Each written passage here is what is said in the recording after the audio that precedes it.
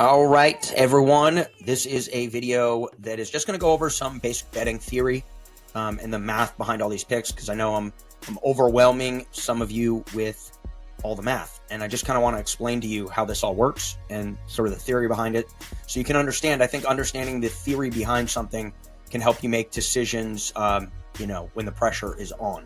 So let's get into it. I'm going to illustrate this example and this explanation with this coin, the $50, my favorite.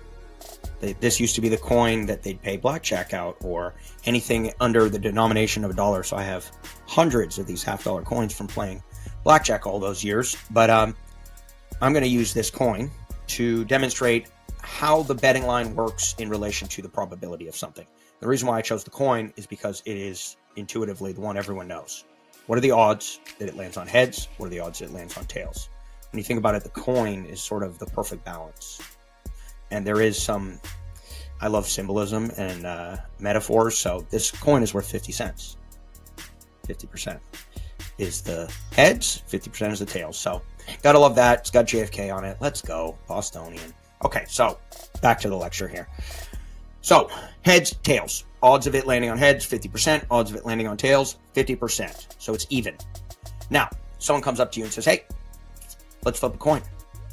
Every time that it lands on heads, you're going to get $150. The bet is $100, but you're going to get $150 if it lands on heads. If it lands on tails, you can bet. If it lands on tails, I'm going to pay you $50. Which side are you taking, heads or tails? Heads, you get paid on a $100 bet, you get paid $150. Return to you will be $250 because you're going to put that money in the middle. If you bet the 100 on tails, what gets returned to you is $50. Total $150. So you're either going to get $250 back or you're going to get $150 back on heads or tails. Okay? You with me so far? Good. So, with that being considered, which is the correct answer, heads or tails? Of course, it's heads. You take heads every single time. Why? Because you know, as a matter of scientific fact, that the odds that this coin will land on heads or will land on tails is 50% both ways. So, of course, you're going to take the extra. Well, in this case, it's $50 extra on your $100 bet. So what it should pay out is $100. You bet $100, you get $100 on heads. You bet $100 on tails, you get $100 on tails. But when you're betting on sports, one side could be a minus 200. So I'm going to give you an example. Rob Font and John Masamoto last week. I ran my analytics and my numbers, and the fight said Rob Font will win 50% of the time, and John Masamoto will win 50% of the time. Even. But Rob Font's payout was plus 170. So in this case, even more than the plus 150 in my example.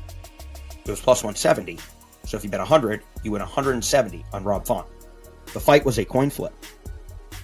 But one side of the coin flip, I was getting paid on my $100 bet $170. On the other side of the coin flip, my $100 bet was paying me $50. And when you think about it like that, there is a right and a wrong side to every single bet. Now, you might say, well, how do I know what the percentage is? You're never going to know exactly what the percentage is.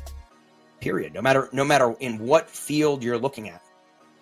Big favorites, someone who is legitimately a favorite, let's say they have a 75% chance of winning, they lose all the time. Matter of fact, if their true percentage is 75%, they are going to lose 1 out of 4 times. It's basic math, right? Now, in order to determine which side of the bet you are going to place, your probability, 75%, needs to match the odds that you are betting at or be better than. All right, so let's take the Rob Font example. So, it's a perfect example of this where you're getting paid plus 150, so you're getting paid for every 100, you're getting paid 150. And if you lose, you get paid 0. So, first fight happens. Rob Font wins. Your initial bet of 100 plus your profit, your winning of 150. Combine that together, you have $250 now. Now, what you have to do next is you multiply that number by 0.5. And what that gives you is $125. It's only going to happen 50% of the time. So you're multiplying it by your probability. So you take your 250, multiply it by 0.5, comes down to 125. Take out your initial bet of 100, you have $25 left. Your return on investment is 25%, $25 on a $100 bet. And that's as simple as it is. There's formulas to figure this out. They're built into my spreadsheets. But for understanding purposes, that's how the ROI works. Your investment is 100.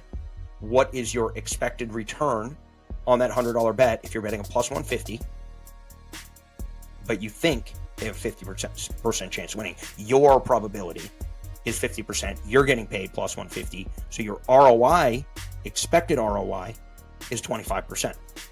It's a little bit more complicated, but I just wanted to add that at the end because, again, when we're betting on sports here, we're essentially playing a numbers game. We're betting the stock market. We're whatever you want to call it. You know, we're applying game theory and we're applying math to win long term. That's all we're doing.